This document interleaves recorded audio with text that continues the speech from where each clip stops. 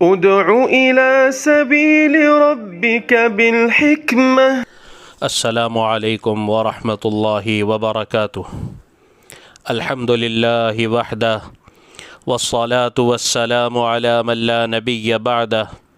اما بعد فاعوذ باللہ من الشیطان الرجیم. بسم اللہ الرحمن الرحیم.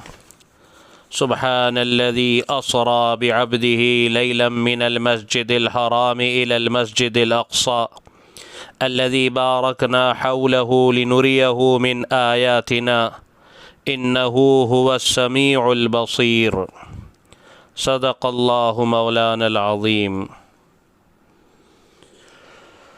اللہ. محترم بھائیوں، بزرگوں اور دوستوں،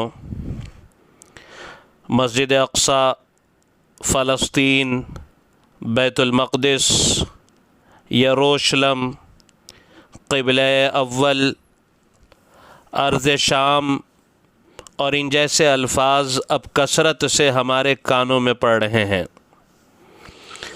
اور میں سمجھتا ہوں کہ اب الحمدللہ ان الفاظ سے ہمارے کان کافی حد تک مانوس بھی ہو چکے ہوں گے، اور یہ الفاظ میں نہیں سمجھتا کہ اب کسی کے لیے اجنبی رہے ہوں. ہر مسلمان کا دل ان الفاظ کے ساتھ دھڑکتا ہے. سرزمین فلسطین کا نام سنتے ہی مسلمانوں کے دل میں خوشیاں اور مسرتیں انگڑائیاں لینے لگتی ہیں، اور زبان عشق و محبت کے ترانے گنگنانے لگتی ہیں. اور کیوں نہ ہو، جب کہ قرآن کریم اور رسول مقبول صلی اللہ علیہ وسلم کی احادیث مبارکہ میں اس ارض مقدس اور اس مسجد مبارکہ کی فضیلت اور برکتوں کو بہت زیادہ بیان کیا ہے.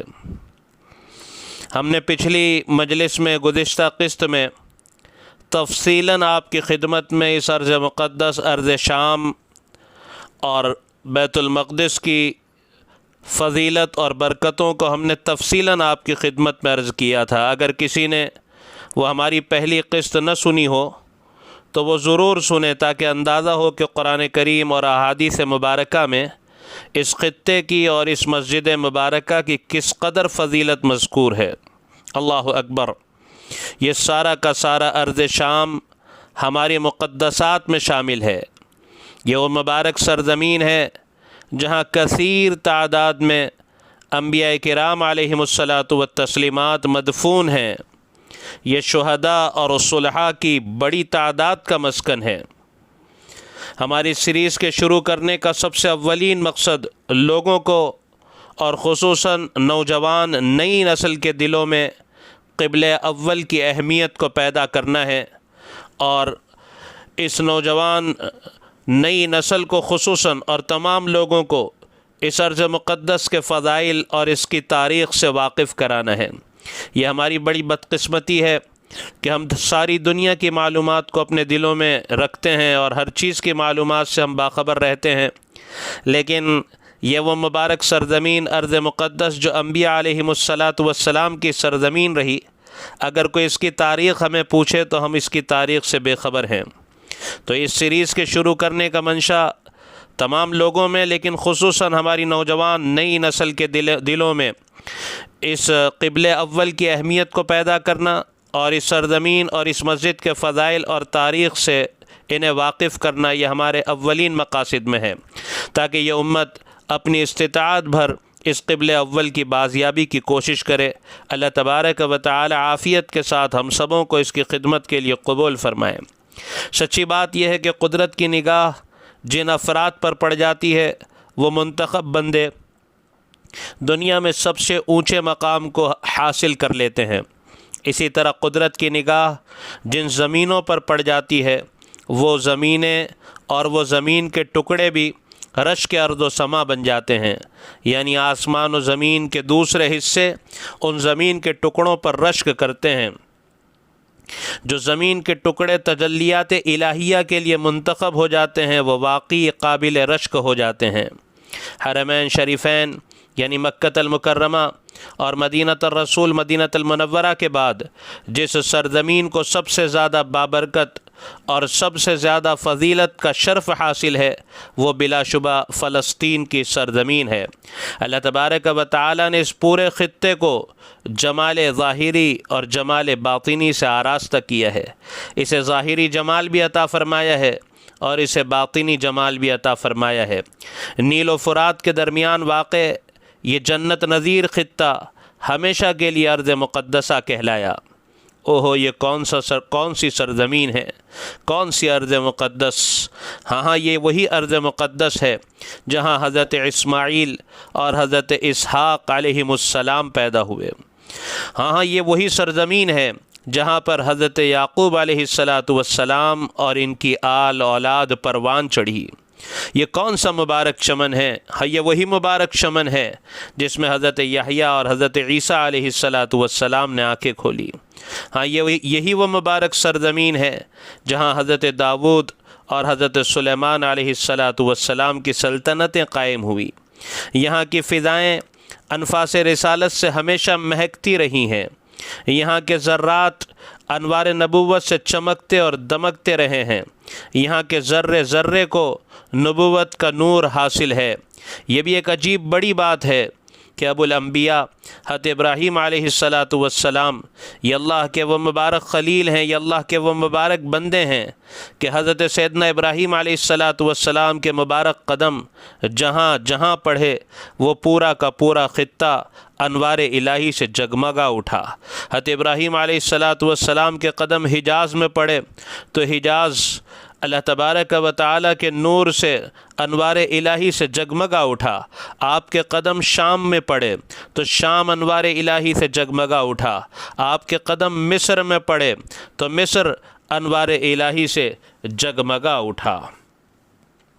درمیان میں صرف یہ عرض کرتا چلوں کہ بہت سارے احباب یہ پوچھتے ہیں کہ سرزمین شام سے اصل اس وقت کون سا ملک مراد ہے، یہ کون سی جگہ ہے؟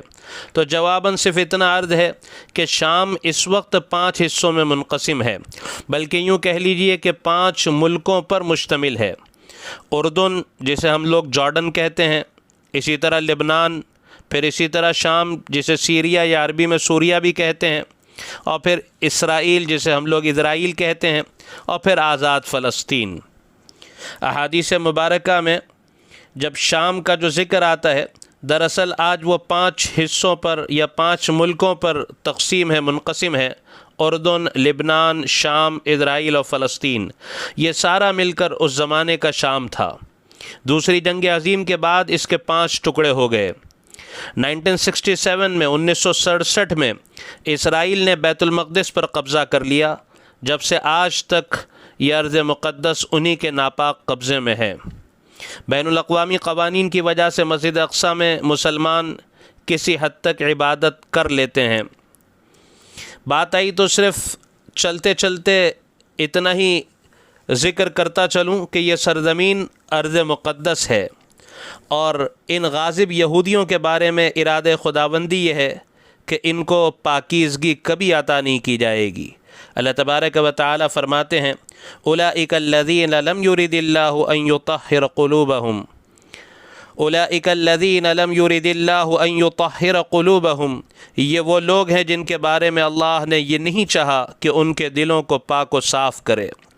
لہذا پاکیزہ زمین ان ناپاک لوگوں کے ہاتھ میں اب زیادہ دیر نہیں رہ سکتی۔ ناپاک لوگوں کے لیے ناپاک چیزیں ہوتی ہیں اور پاک لوگوں کے لیے پاکیزہ چیزیں ہوتی ہیں۔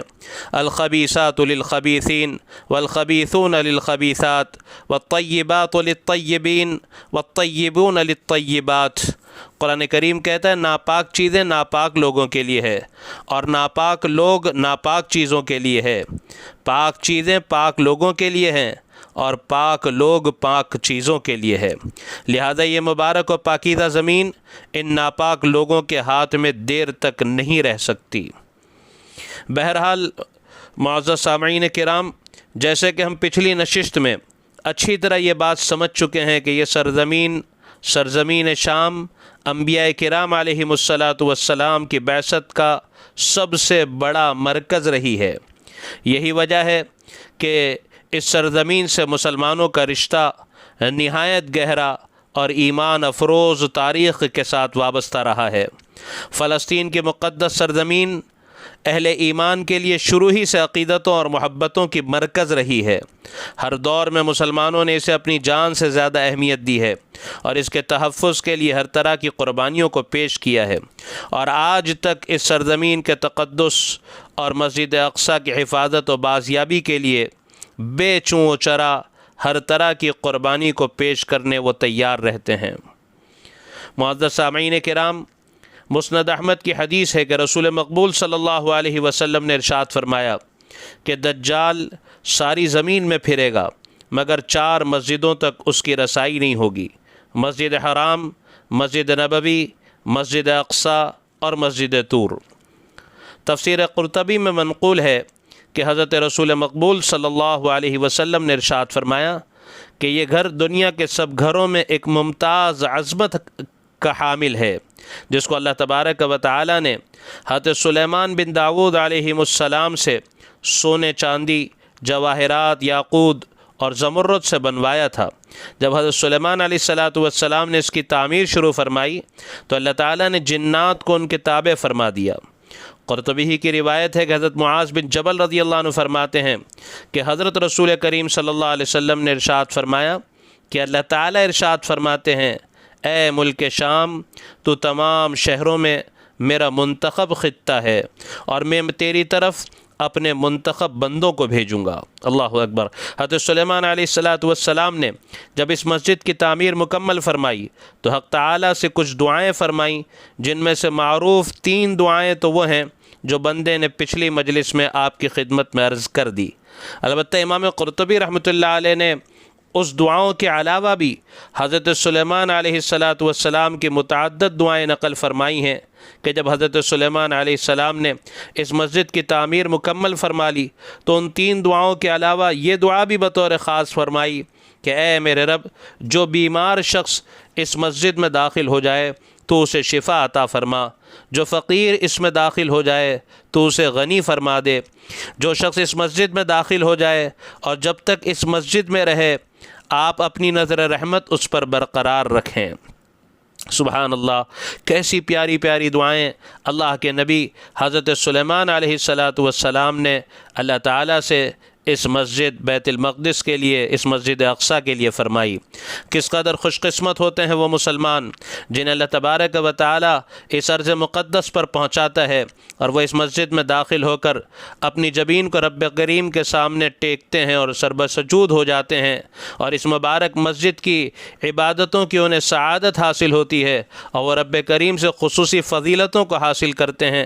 ہم بھی دعا گو ہیں کہ اللہ تبارک و تعالی ہمیں بھی ان خوش قسمتوں میں شامل فرمائیں جو اس ارض مقدس میں حاضر ہو کر یہاں پہنچ کر عبادتوں میں اور رحمتوں کو سمیٹنے میں اور اپنی جھولیوں کو اللہ کی طرف سے جو رحمتیں اور برکتوں کا یہاں موسلا دھار بارش کی طرح نزول ہوتا ہے اسے سمیٹنے میں لگے رہتے ہیں۔ اللہ ان سعادت مندوں اور خوش قسمتوں میں ہمارا بھی شمار فرمائیں۔